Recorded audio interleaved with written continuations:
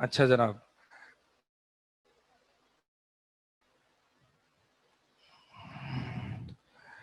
ہم جو ہے وہ پیج نمبر 16 پر ہیں اور ہم یہ حدیث پڑھ رہے ہیں کہ اللہ پر کیا ہے کہ اللہ تعالیٰ اس کو عذاب نہیں دے گا جو اس کے ساتھ کسی بھی چیز کو شریک نہ کرے. میں نے یہ بتایا کہ مطلب بندوں نے یہ حق اللہ تعالیٰ پر امپوز نہیں کیا ہے، بلکہ اللہ تعالیٰ کی محض رحمت اور فضیلت تھی کہ اللہ تعالیٰ نے یہ حق اپنے اوپر خود رکھا، کیونکہ اللہ تعالیٰ عادل ہے اور عدل کرنا اس کی صفت ہے. تو جب بندے شرک نہ کریں تو اللہ تعالیٰ اس کو عذاب نہیں دے گا. اب یہاں پہ ایک شخص آتا ہے اور وہ یہ کہتا ہے کہ میں اللہ کے ساتھ کسی کو شریک نہیں کرتا،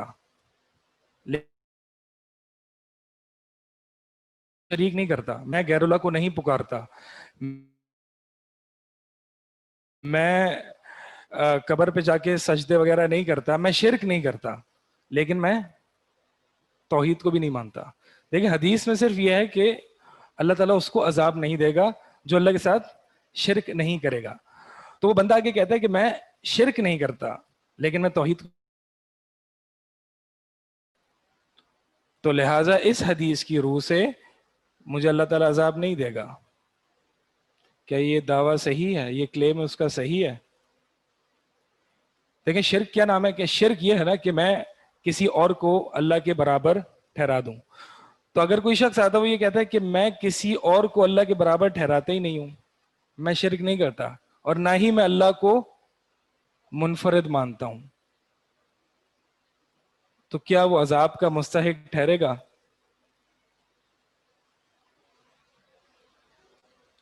اس حدیث میں تو ہے کہ نہیں ٹھہرے گا. اس حدیث میں تو ہے کہ اللہ تعالیٰ اس کو عذاب نہیں دے گا جو شرک نہیں کرتا. یہ نہیں کہا اس حدیث میں کہ اللہ تعالیٰ اس کو عذاب نہیں دے گا جو توحید کو نہیں مانتا.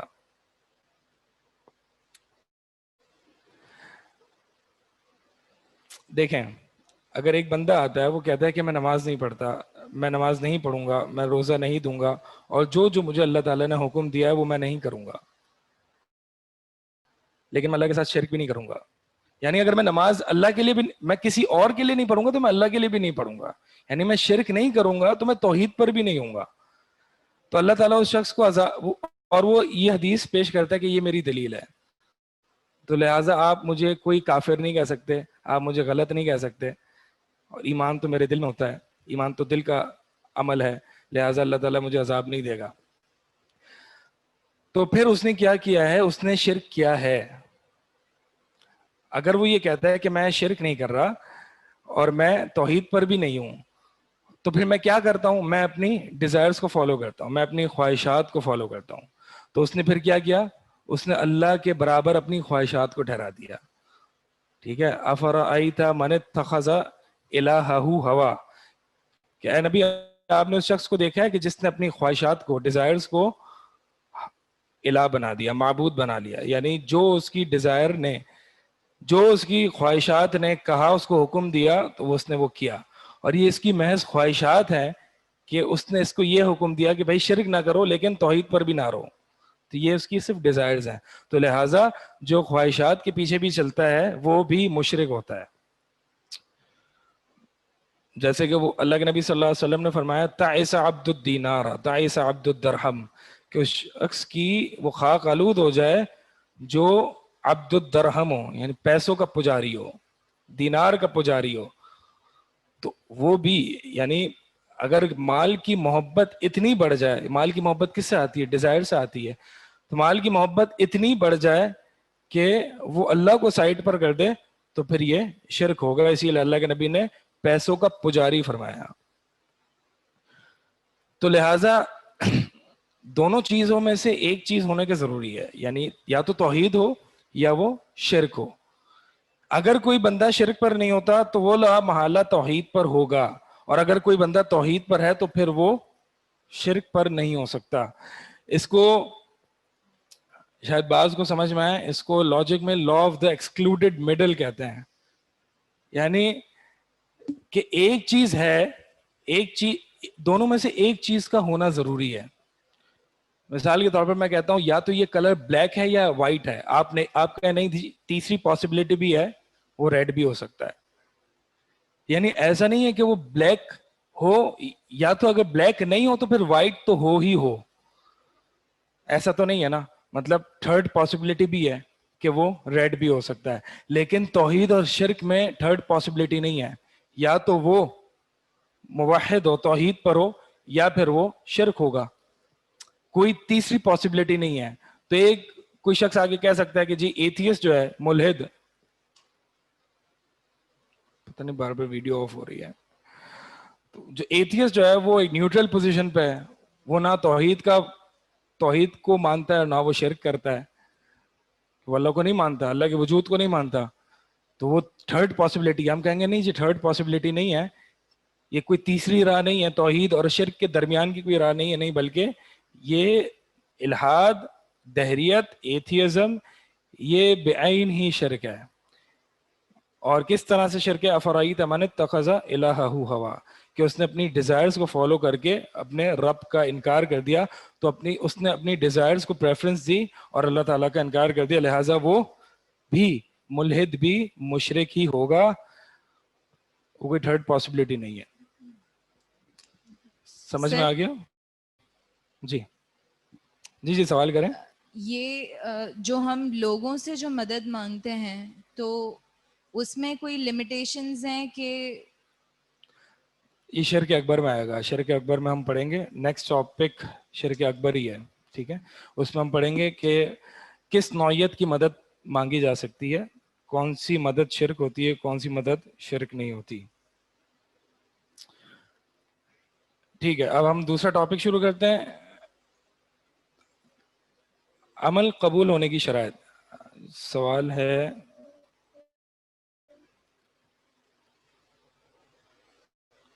اچھا, عمل قبول ہونے کی شرائط.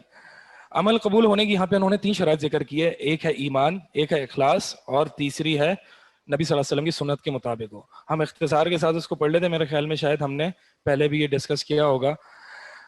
تو عمل قبول ہونے کی 3 شرائط ہیں, اللہ تعالیٰ پر ایمان اور اس کی توحید کا اقرار. اللہ پر ایمان اور اس کی توحید کا اقرار, یہ پہلی شرط ہے عمل کی قبولیت کی, کیونکہ اللہ تعالیٰ نے فرمایا ان الذین آمنوا وعملوا الصالحات کانت لہم جنات الفردوس نزلا, کہ بے شک وہ لوگ جو ایمان لائے اور اعمال صالحہ کیے, کانت لہم ان کے لیے ہوگی, جنات الفردوس فردوس کے باغات, نزلا بطور مہمان نوازی.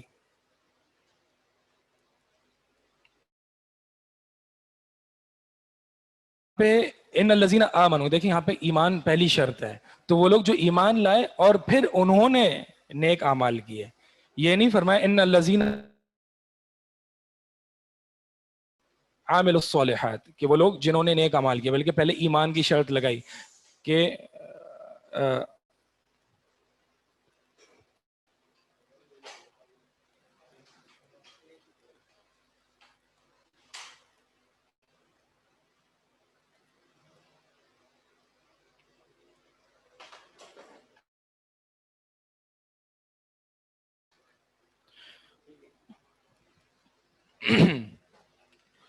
تو عامل الصالحات, عمل کیے, کون سے عمل؟ صالحات, جو کہ صالح ہوں. تو یہاں عمل کیے نہیں, عمل صالح ہونا ضروری ہے. اور صالح کب ہوگا؟ صالح کا معنی کریکٹ, صحیح. تو عمل نیک یا صالح یا کریکٹ یا صحیح کب ہوگا؟ جب دوسرا اخلاص اور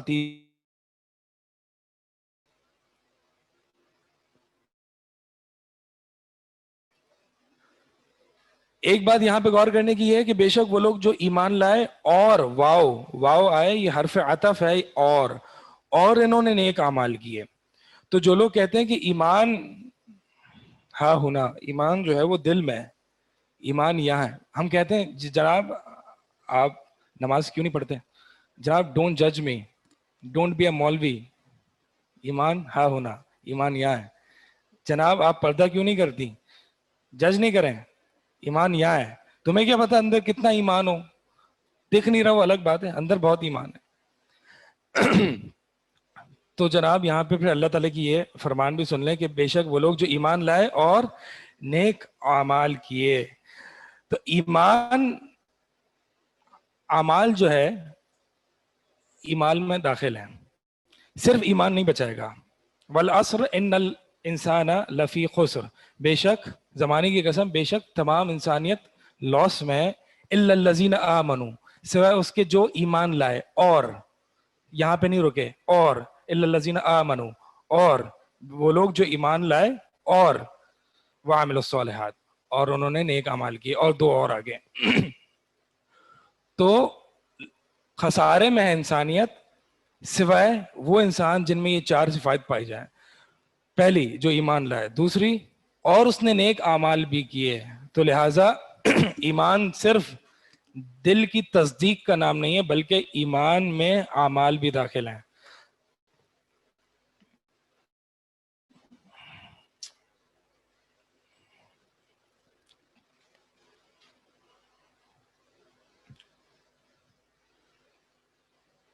آواز بہت کٹ کے آ رہی ہے.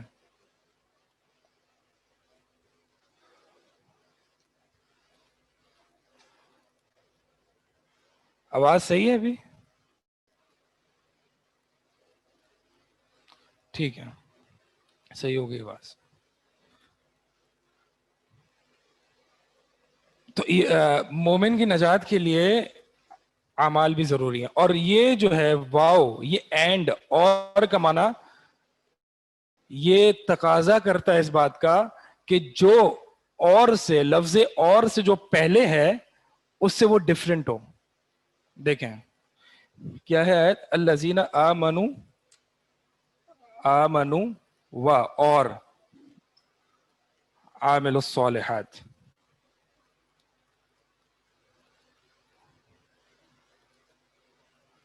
یہ جو اور ہے عربی میں ایک اور بھی کنجنکشن ہوتا ہے جس کو او کہتے ہیں, یہ اور والا ہے.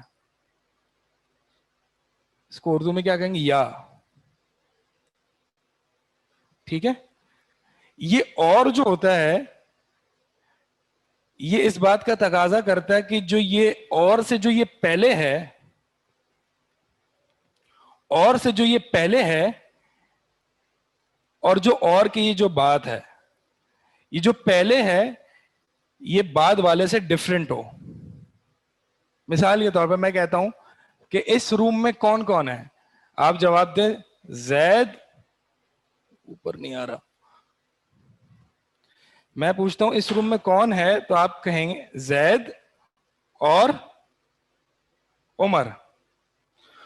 تو اور سے جو یہ جو پہلے ہے اور کے جو یہ بعد ہے, اور کے یہ اور تازہ کرتا ہے اس بات کا کہ جو پہلے ہے وہ ڈفرنٹ ہو بعد والے سے. سمجھ میں آ رہی, مشکل تو نہیں لگ رہی. اور یہ او جو ہوتا ہے, یا اگر میں کہوں کہ اگر میں آپ سے پوچھوں کہ کمرے میں کون ہے, تو آپ کہیں زید یا عمر. تو مطلب یا تو یہ ہے یا تو یہ ہے. تو یہ جب یا جو آ جاتا ہے یا او آ جاتا ہے تو پھر یہ اس بات کا مان یا زید ہو یا عمر ہو, میٹر نہیں کرتا. تو اگر میں یہاں پہ یہ کہوں کہ آمنو او عامل الصالحات, یا وہ ایمان لائیں, بے شک وہ لوگ جو ایمان لائیں یا نیک اعمال کیے, تو پھر دونوں میں سے کوئی کسی بھی شرط پر پورا اترانا اٹ ول سفائس یو. ٹھیک ہے, یہ یعنی یہ آپ کے لیے کافی ہو جائے گا. لیکن اگر اور آ جائے تو مطلب یہ ہے کہ دونوں کنڈیشنز آپ نے پوری کرنی ہے, ایمان اور اعمال صالح.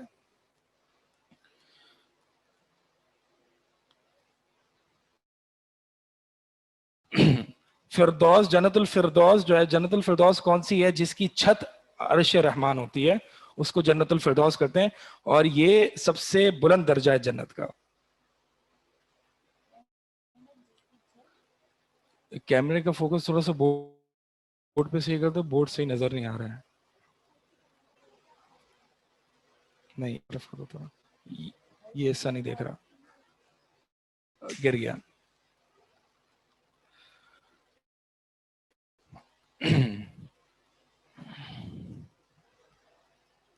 سفیان بن عبداللہ ثقفی رضی اللہ تعالیٰ عنہ صحابی ہیں، بیان کرتے ہیں کہ میں نے کہا اے ایسی بات بتا دیجئے کہ پھر میں آپ کے بعد کسی سے نہ پوچھوں. تو آپ صلی اللہ علیہ وسلم نے فرمایا کہ قل کہہ دیجئے آمنت باللہ کہ میں اللہ پر ایمان لایا، ثم استقم پھر اس پر ثابت قدم رہو. آمنت باللہ یہ ایمان کا تعلق، یعنی یہ شرط ہے، پہلے ایمان لانا ضروری ہے، پھر استقم. استقامت کیسے ہوتی ہے؟ عمل کے ذریعے. ٹھیک ہے،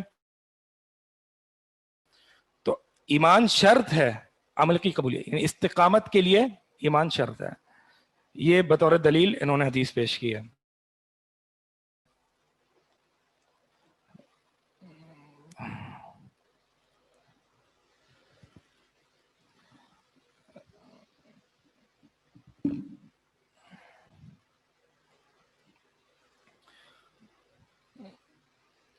دوسری شرط ہے اخلاص، یعنی عمل کے لیے، عمل کی قبولیت کے لیے اخلاص ہونا شرط ہے. اچھا، عمل کی قبولیت کے لیے ایمان ہونا شرط ہے. اس کی ایک اور حدیث بھی آتی ہے، آپ لوگوں نے سنی ہوگی، مشہور ہے،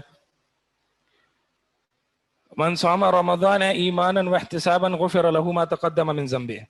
جو شخص روزے رکھتا ہے رمضان کے اس حال میں، ایمانا ایمان کی حالت میں، واحتسابا اور اللہ تعالیٰ سے ثواب کی امید رکھتے ہوئے، غفر له ما تقدم من ذنبه، تو اس کے جو پچھلے گناہ ہوتے ہیں وہ معاف ہو جاتے ہیں.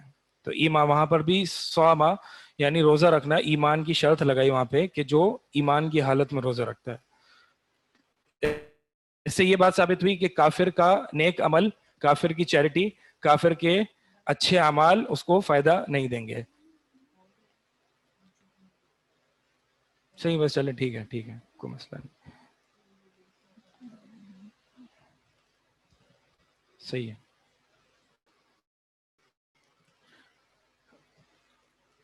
تو کافر کا کوئی عمل اس کو فائدہ نہیں دے گا. اخلاص دوسری شرط، یعنی ریاکاری اور نمائش کے بغیر عمل صرف اللہ کے لیے کرنا، جیسے کہ ارشاد باری تعالیٰ فاعبد اللہ مخلص اللہ الدین، اللہ تعالیٰ کی عبادت کرو مخلص اللہ الدین، اس حال میں کے لیے تم نے دین یعنی عبادت اس کے لیے خالص کر لیا. تو یہاں پہ اس مخلص اللہ الدین یہ شرط ہے، اعبد اللہ یعنی اللہ تعالیٰ کی عبادت کے لیے. اخلاص شرط ہے. اگر اس میں ریاکاری ہوگی، اگر عبادت میں ریاکاری ہوگی اگرچہ 1%، تو پھر وہ عمل قبول نہیں ہوگا. کیونکہ اللہ کے نبی صلی اللہ علیہ وسلم نے فرمایا کہ اللہ تعالیٰ فرماتا ہے کہ میں شرکا سے غنی ہوں، یعنی جو لوگ میری عبادت میں دوسروں کو بھی دکھانے کے لیے کرتے ہیں میں ان سے غنی ہوں. ترکتہ وشرکہ، میں اس کو چھوڑ دیتا ہوں، اس کے شرک کو یعنی اس کے عمل کو میں چھوڑ دیتا ہوں، قبول نہیں کرتا. تو لہٰذا ریاکاری اگرچہ 1% ہو، کیونکہ یہاں پہ دکھانا ایسا نہیں ہے کہ مثال کے طور پر ایک شخص بیٹھا ہے اور وہ اس کی پہلے سے نیت ہوتی ہے کہ میں 2 رکعت اللہ تعالیٰ کے لیے نماز پڑھوں، پہلے سے نیت ہوتی ہے. پھر کوئی لوگ داخل ہوتے ہیں اس کے پاس اور پھر اس کی وہ موٹیویشن اور بڑھ جاتی ہے اور پھر وہ نماز پڑھنے کھڑا ہو جاتا ہے، اور پھر وہ جو نماز میں جو حسن پیدا کر رہا ہے وہ صرف لوگوں کے لیے کر رہا ہے. تو مین موٹیویشن جو تھی اس کی وہ اللہ کے لیے تھی، لیکن جب اس نے نماز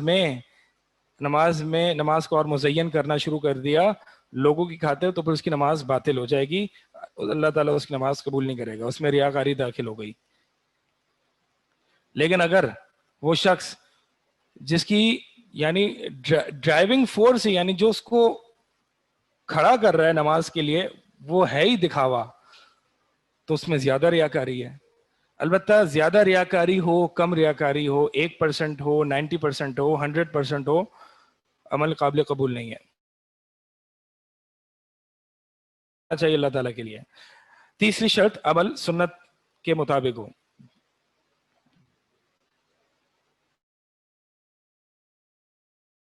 آنے کے باوجود بدل جاتی ہے. سوال اوپر چلا گیا. آ رہے ہوتے ہیں کہ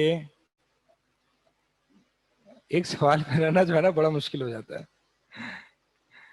چلیں جی، آپ کی قسمت، آپ کا سوال چلا گیا آگے. دیکھیے آ ہی رہے، میں ایک لائن پڑھتا ہوں آ ہی رہے ہوتے ہیں سوالات. چلے اسٹوڈنٹس بھی زیادہ کیا کر سکتے ہیں, سوالات سب کے آ رہے ہوتے ہیں.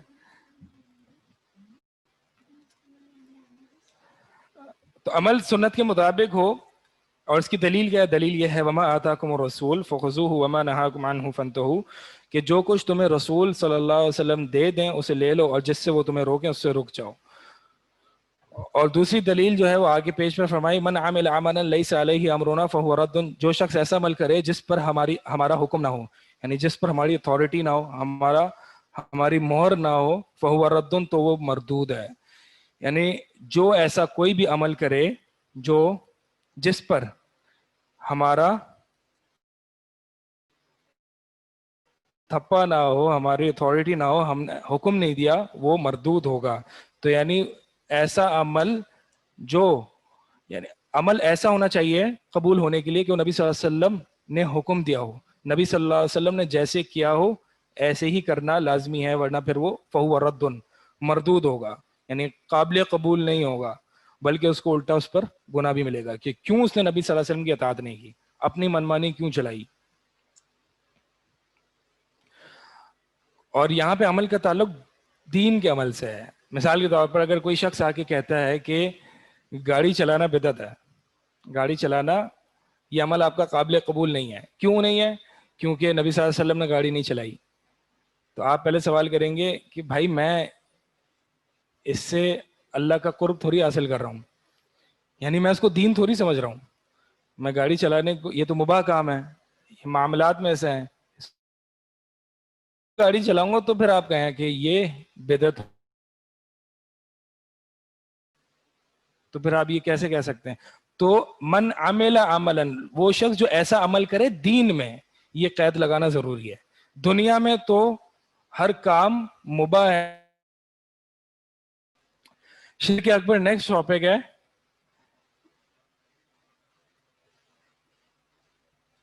شاید آپ کو لگ رہا ہوگا کہ ہم بہت تیز جا رہے ہیں, لیکن ہماری کتاب بہت زیادہ رہ گئی, چھوٹی سی کتاب ہے, اگر یہ بھی مکمل نہ ہو.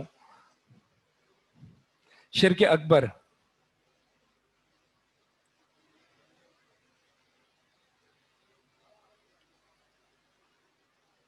مباح کا مطلب ہے کہ جس کے کرنے پر نہ ثواب ملے اور جس کے چھوڑنے پر نہ گناہ ملے, یعنی مباح ہے.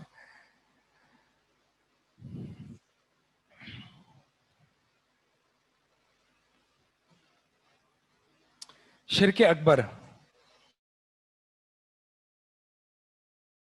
شرک کی تعریف یہ ہے کہ یہاں پہ بورڈ بھی صاف نہیں دکھائی دے رہا, کیا کریں؟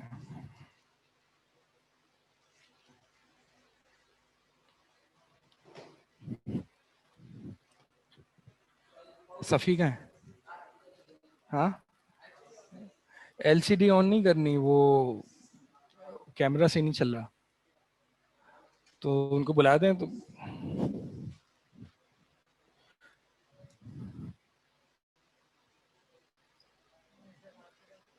شرک کیا ہوتا ہے کہ اللہ تعالی کے لیے کوئی مثیل یا نظیر بنانا, یعنی اللہ تعالیٰ کے برابر کوئی اللہ جیسی چیز بنانا. شرک کی دو قسمیں ہوتی ہیں, اکبر اور اصغر.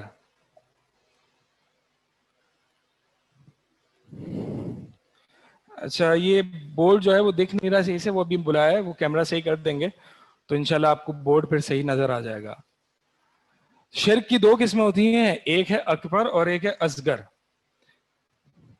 شرک اصغر کو ابھی ہم یہاں پہ بعد میں دیکھیں گے, کیونکہ ابھی ہمارا ٹاپک شرک اکبر ہے. تو شرک اکبر کو دیکھتے ہیں.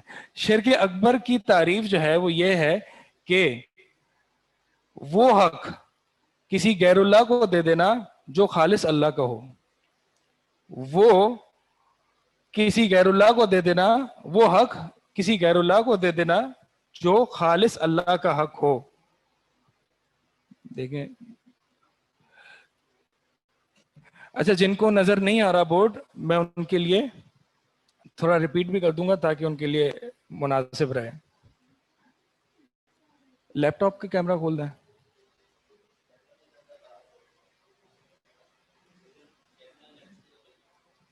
کیمرہ کوئی چینج نہیں ہو جائے گا؟ دوسرا نہیں ہے تو لائٹ بند کر دیں. شرک اکبر میں نے بتایا کہ اللہ تعالیٰ جو خالص اللہ کا حق ہے وہ کسی اللہ کے سوا کسی اور کو دے دینا. صحیح ہو گیا. اب اس میں نظر آ رہا ہوں، صرف بورڈ نہیں آ رہا. گلاس ہٹا دیں.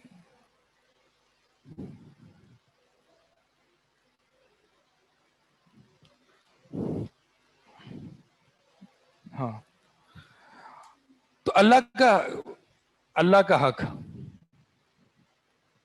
اللہ کا حق کسی اور کو دے دینا. اب ان کو نظر نہیں آئے گا، آپ کو نظر آ رہا ہے؟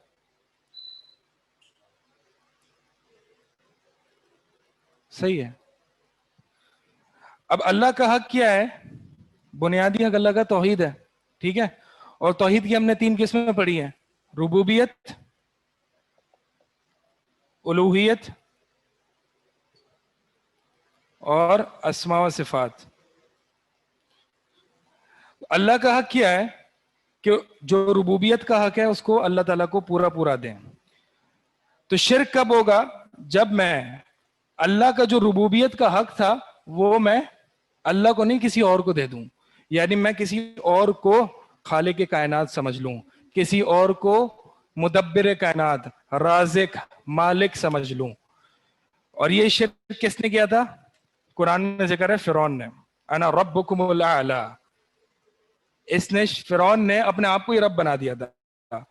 اور دوسرے لوگ جو ایتھیسٹ ہوتے ہیں وہ نیچر کو، یعنی اللہ کا جو حق ہے ربوبیت کا، وہ نیچر کو دے دیتے ہیں، طبیعت کو. طبیعی، یہ کہاں سے آیا؟ یہ طبیعی افعال ہے، یعنی نیچرل ہے، نیچر، ٹھیک ہے. تو اب کیا ثابت ہوا؟ ایتھیسٹ کون ہوتے ہیں؟ جو شرک کرتے ہیں. کیسے شرک کرتے ہیں؟ اللہ کا حق جو کہ ربوبیت کے تعلق سے تھا وہ حق وہ نیچر کو دے دیتے ہیں. اگر کوئی شخص کسی اور کو دے دے، اپنے امام کو، اپنے پیر کو، کس طرح کا حق؟ ربوبیت والا حق. ربوبیت کا حق کیا تھا؟ کہ خالص اللہ تعالیٰ کو خالق کائنات اور مالک، مدبر، رازق ماننا. اب الوہیت پہ آتے ہیں کہ جو اللہ تعالیٰ کا حق الوہیت کے تعلق سے تھا کہ اللہ ہی کی عبادت کرنا، یہ تھی توحید الوہیت. تو اگر میں خالق، مالک اللہ کو مانوں لیکن عبادت میں اللہ کے ساتھ کسی اور کو شریک کر دوں تو پھر وہ توحید الوہیت ہوگی، یعنی وہ شرک الوہیت میں شرک ہوگا. یعنی عبادت، اس کا تعلق ہے عبادت سے.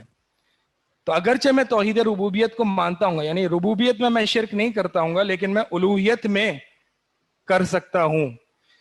یعنی اللہ تعالیٰ ہی کو خالق مانوں، اللہ ہی کو مالک مانوں، یہ بھی تسلیم کر لوں کہ اللہ ہی نے مجھے پیدا کیا ہے، لیکن عبادت میں اللہ کی بھی کروں اور میں غیر اللہ کی بھی کروں. تو پھر یہ شرک جو ہے یہ الوہیت میں ہوگا. مثال کے طور پر غیر اللہ سے دعا کرنا، غیر اللہ کو پکارنا، اور نظر و نیاز اللہ کے نام، اللہ کے علاوہ کسی اور کے لیے کرنا، یہ سارے الوہیت میں شرک آتے ہیں. سجدہ، قیام، چونکہ یہ ساری عبادات ہیں، تو عبادت کو جو کہ اللہ کا حق تھا وہ کسی غیر اللہ کو دے دینا، یعنی عبادت میں شرک. اسماء و صفات میں شرک، یعنی وہ اسماء اور وہ صفات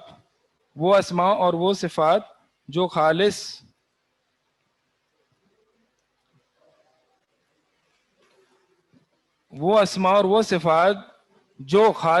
اللہ ہی کا حق تھا. یعنی یہ حق صرف اللہ کا تھا کہ میں اللہ ہی کو عالم الغیب تصور کروں. عالم الغیب یعنی ہر چیز جو کچھ نظر آ رہی ہے اور جو کچھ نظر نہیں آ رہی، انسین ہے، وہ صرف اس کا عالم، اس کا علم رکھنے والا، کمپلیٹ پرفیکٹ علم رکھنے والا صرف میں اللہ ہی کو تسلیم کروں، یہ اللہ کا حق تھا.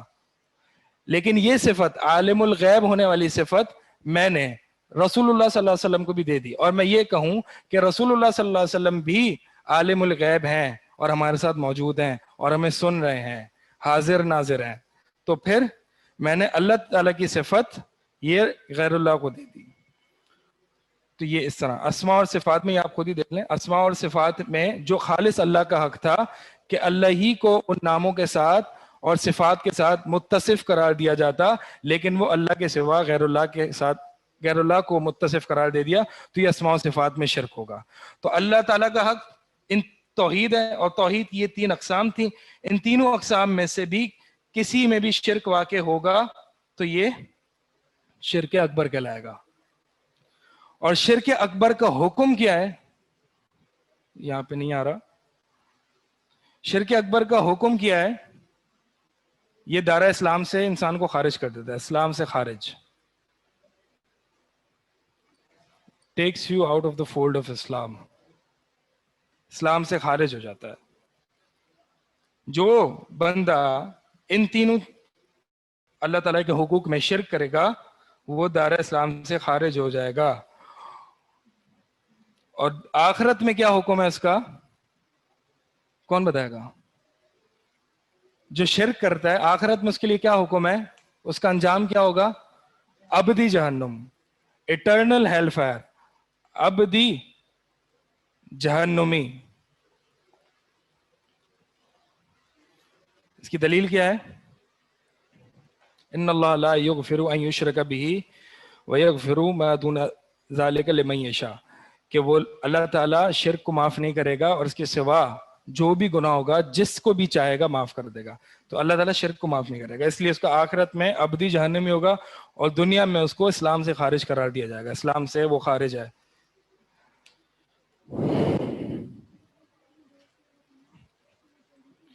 اب دیکھیں یہ تعریف ہم نے کی تھی اللہ کا حق کسی اور کو دے دینا. اللہ کے حق کے حوالے سے ہم نے یہ 3 باتیں کر لیں کہ اللہ کے حق, بنیادی حق اللہ کا توحید ہے, اور یہ ہم نے توحید کے تعلق سے یہ 3 قسمیں پڑھی تھیں. تو شرک کسی میں بھی واقع ہو سکتا ہے. کسی کو دے دینا یعنی حق کسی کو دینا, یہ دینا یا اسائن کرنا حق, یہ 3 طرح سے ہو سکتا ہے. اعتقاد یعنی حق دینا عقیدہ بنا کر, اعتقاد یعنی وتھ رسپیکٹ ٹو عقیدہ. مثال کے طور پر محبت اگر غیر اللہ کی اللہ سے بڑھ کر ہو یا اللہ جیسی ہو تو پھر وہ اس نے کوئی عمل تو نہیں کیا نا, اس نے کچھ بولا بھی نہیں ہے, اس نے صرف دل میں رکھا ہے. دل میں, یہ مثال سے بات سمجھا, مثلا محبت یا توکل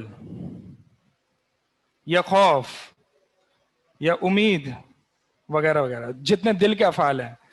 تو اگر میں کسی شخص سے اللہ سے زیادہ ڈرتا ہوں تو پھر میں نے اللہ کے سوا غیر اللہ کو حق کیسے دیا عقیدے میں.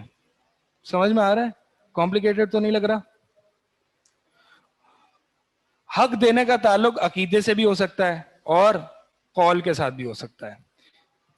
یعنی جو مجھے بولنا چاہیے تھا اللہ کے بارے میں یا اللہ سے جو بولنا چاہیے تھا وہ میں نے غیر اللہ کے لیے بول دیا. اس میں مثال کے طور پر دعا یا غیر اللہ کو پکارنا, استغاثہ بھی کہتے ہیں اس کو, یعنی غیبی مدد طلب کرنا اللہ کے سوا کسی اور سے.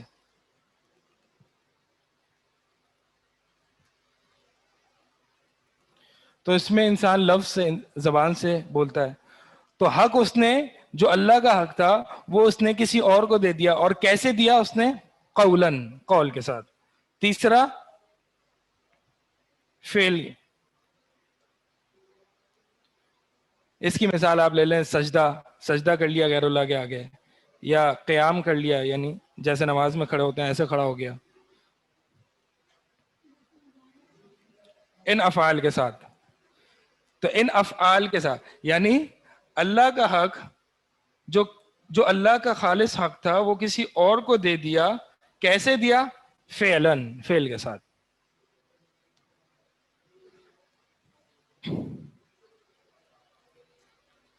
یہ سب کچھ اگر کوئی انسان کرتا ہے تو پھر انسان دائرہ اسلام سے خارج ہو جاتا ہے, نہیں رہتا.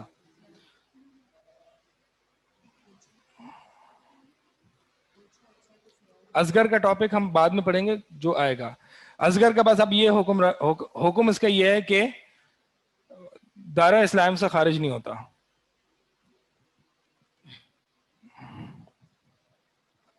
دائرہ اسلام سے خارج نہیں ہوتا. اور دوسرا حکم کیا ہے اس کا؟ ابدی جہنم بھی نہیں ہوتا. شرک اصغر کیا ہے وہ ہم انشاءاللہ آگے پڑھیں گے.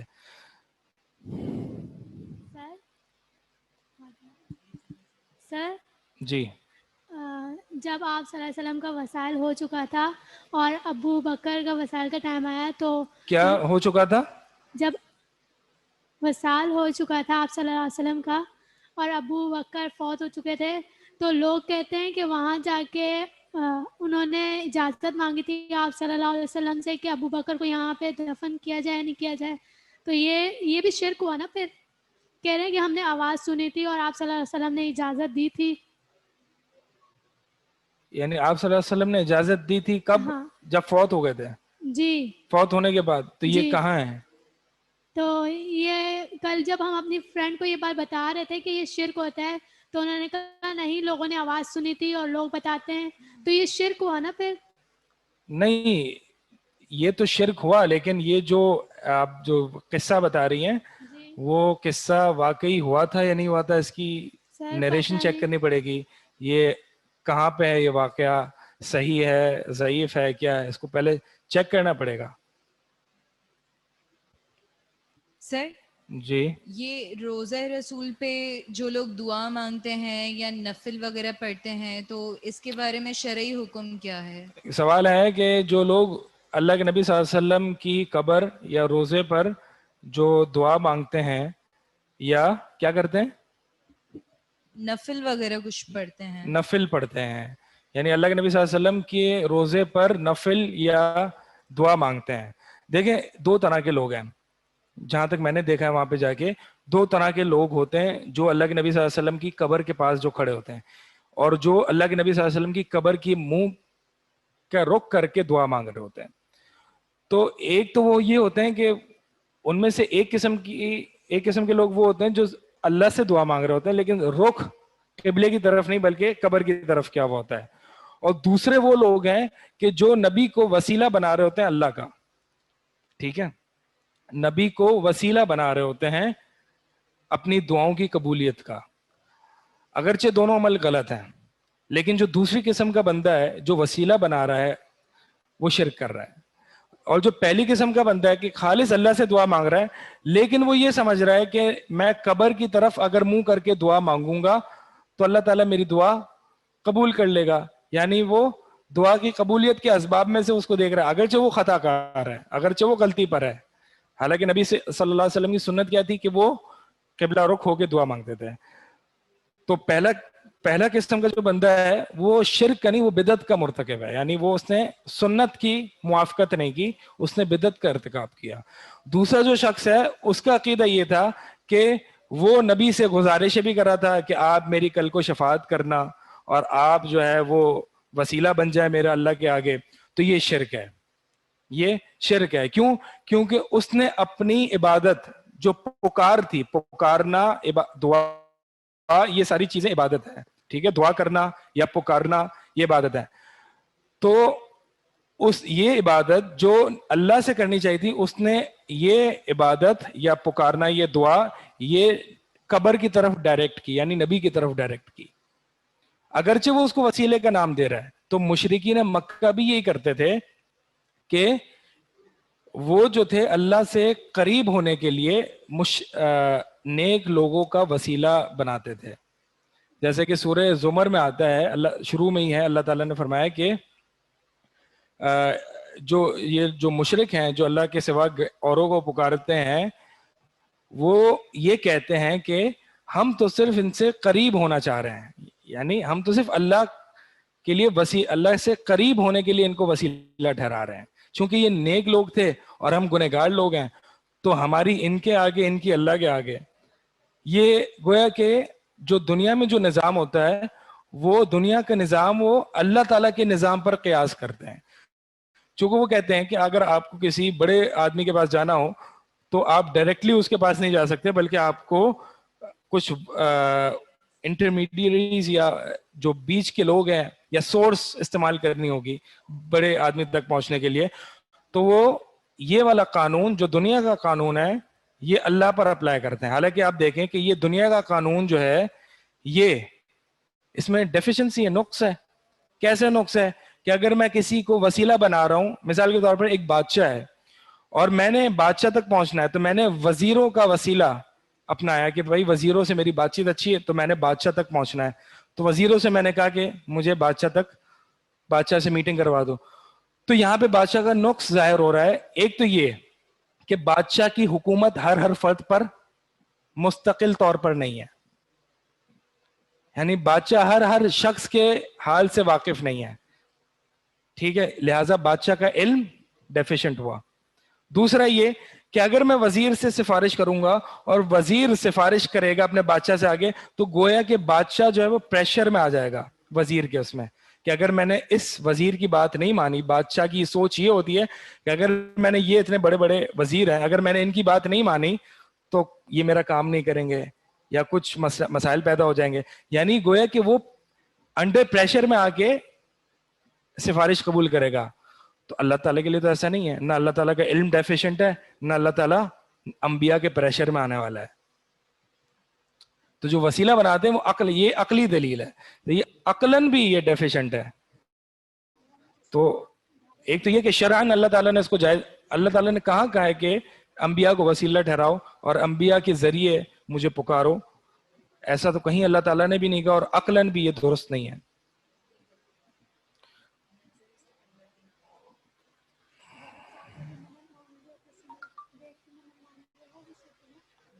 قول میں دعا کے بعد کیا لکھا ہے؟ قول میں دعا کے بعد کیا لکھا ہے؟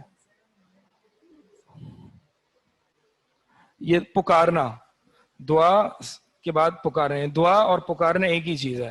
اصل میں دعا کو, پکارنے کو دعا اس لیے کہتے ہیں, پکار دو طرح کی. اب وہ کہتے ہیں کہ جی آپ یہ کہتے ہیں کہ غیر اللہ سے مدد مانگنا شرک ہے, تو آپ کیا کبھی 15 نہیں فون کرتے؟ کہ آپ نے کبھی پولیس کی مدد حاصل نہیں کی, تو اللہ کے سوا آپ نے کسی اور کی مدد حاصل کر لی, تو لہٰذا آپ شرک کر رہے ہیں. کیا آپ نے کبھی والدین کی مدد حاصل نہیں کی؟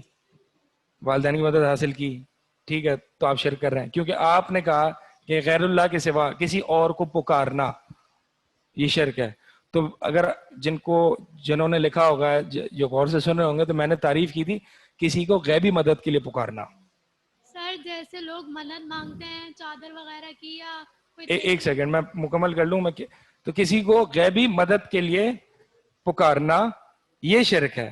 غیبی مدد کیا ہوتی ہے؟ یعنی کوئی بھی وہ جو انسان کی قدرت میں نہ ہو. مثال کے طور پر اگر آپ میرے سامنے ہیں اور میں آپ سے کہوں کہ ایک کام کریں, آپ بارش بہت ہو گئی ہے, سیلاب آ رہا ہے کراچی میں, آپ بارش روک دیں, تو آپ کی طاقت میں ہے یہ نہیں. تو میں نے جو آپ سے مدد طلب کی ہے غیبی مدد طلب کی ہے. تو اگر میں آپ سے یہ مدد غیبی مدد طلب کروں گا تو یہ شرک ہوگا, کیونکہ غیبی مدد پر قادر صرف اللہ تعالیٰ ہے.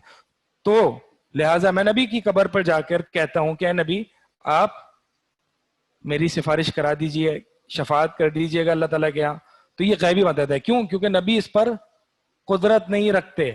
نبی خود سے شفاعت کو انیشیٹ کرنے کی قدرت نہیں رکھتے. من ذا الذی یشفع عنده الا باذنہ, سورہ آیت الکرسی میں کون ہے وہ جو یشفع عنده, جو اللہ کے ہاں سفارش کر سکتا ہے, الا باذنہ, سوائے اس کی پرمیشن کے. تو نبی بھی اللہ کی پرمیشن کے بغیر شفاعت نہیں کر سکتے. لہٰذا شفاعت مانگنی ہے تو اللہ سے مانگو کہ اللہ مجھے نبی کی سفارش عطا فرما. جی آپ کیا کہہ رہی تھی؟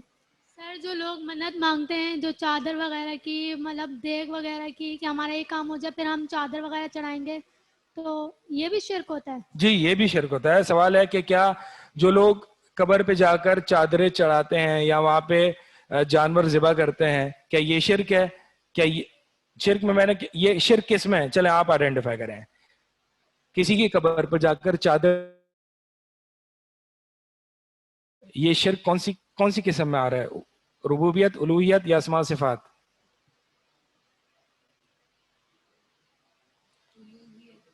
ربوبیت میں، الوہیت میں کیوں؟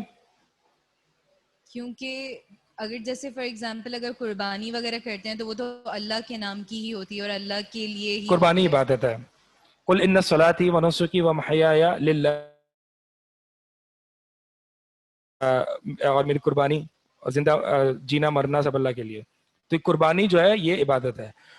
چادر چڑھانا کہ یہ عبادت ہے کہ ہم اللہ تعالیٰ کے لیے چادریں چڑھاتے ہیں؟ نہیں. تو پھر یہ کیسے الوہیت میں شرک ہے؟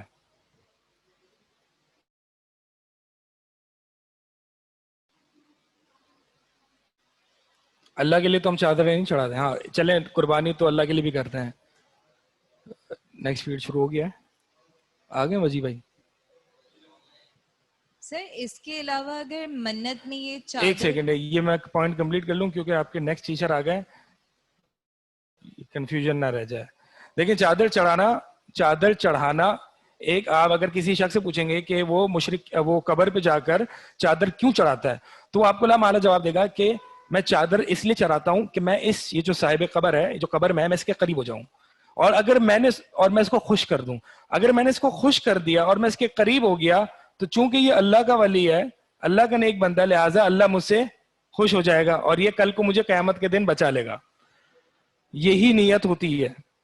ٹھیک ہے. جو شخص قبر پر چادر چڑھاتا ہے وہ یہ کہتا ہے کہ میں اس کے ذریعے میں اس کو صاحب قبر کو خوش کر دوں گا، اور اگر صاحب قبر خوش ہو گیا تو وہ کل کو مجھے اللہ سے بچا لے گا. تو یہ شرک الوہیت میں، عبادت میں اس لیے ہوا کیونکہ تقرب، قرب حاصل کرنا، یہ حق کس کا ہے؟ صرف اللہ کا. ہم عبادت کے ذریعے اللہ کا قرب حاصل کرتے ہیں. تو تقرب یا قرب حاصل کرنا یہ صرف اللہ کا حق ہے. اگر میں نے صاحب قبر سے قرب حاصل کیا کسی غیبی امداد کے لیے تو پھر یہ الوہیت میں شرک ہے. ٹھیک ہے. سبحانک اللہم و بحمدک اشہد ان لا. آپ کیا سوال کہہ رہی تھی؟ سر جیسے اگر منت میں یہ چادر چڑھانا اگر ان کو ہم نہ کنسیڈر کریں، لیکن اگر کوئی اس طرح سے کوئی منت کرتا ہے کہ اگر میری فلاں خواہش اگر پوری ہو گئی تو میں روزے رکھوں گا یا کچھ اس طرح سے، تو یہ بھی جائز نہیں ہے؟ اگر میری فلاں خواہش پوری ہو گئی تو میں روزے رکھوں گا، یہ نظر، اس کو کہتے ہیں نظر. انشاءاللہ اس کا الگ سے ٹاپک آئے گا، ہم وہ انشاءاللہ پڑھیں گے. سبحانک اللہم.